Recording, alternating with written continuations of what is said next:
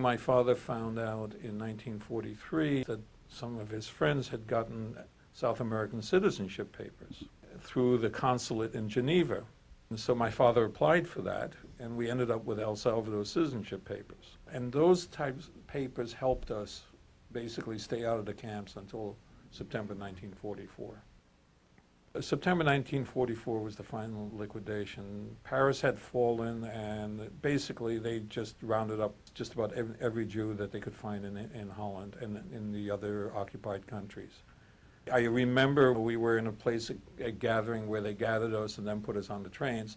And we were on a typical boxcar that had a water bucket, that had a bucket for urinal, you know, the typical things that you see. And I think we were in the train for about 36 hours. And we ended up going to Theresienstadt at that point. Theresienstadt was an old fortress. It was 200 years old. And most of the barracks were basically the old soldiers' quarters. These were big buildings. They're still standing to this day.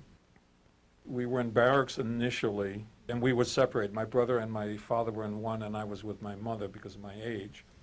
Eventually, we ended up getting one room for the four of us, and then my brother ended up with tuberculosis, and then he spent pretty much the rest of the war in the hospital. My father had a laboratory where he worked. My mother ended up doing administrative work in the hospital, which she volunteered for because they were able to get extra rations that way. Everybody had rations, so if somebody died, you would hold off a day or two telling people that the person had died, so they would still get those rations, and they'd split them up. I was in a kind of what they call a children's home, run by the camp for young children, and we did get extra rations there. What they call speck, which was like ham and milk and stuff, some of the things that they were able to get to the children because of packages that were sent in from Danish Red Cross and even from the Swedish Red Cross. At the end, people from Auschwitz were being brought through. They were moving people from the east, and people ended up in Theresienstadt. Many of them were ill, and they were placed in a segregated area, and many of them were sick. They had typhoid and so forth.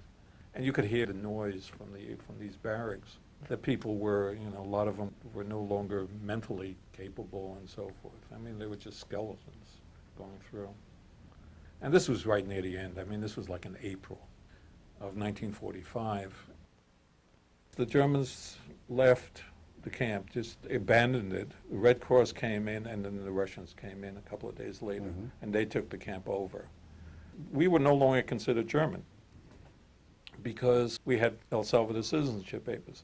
And then, because of the El Salvador citizenship papers, we were turned over to the Americans eventually. And they ended up shipping us back to Amsterdam.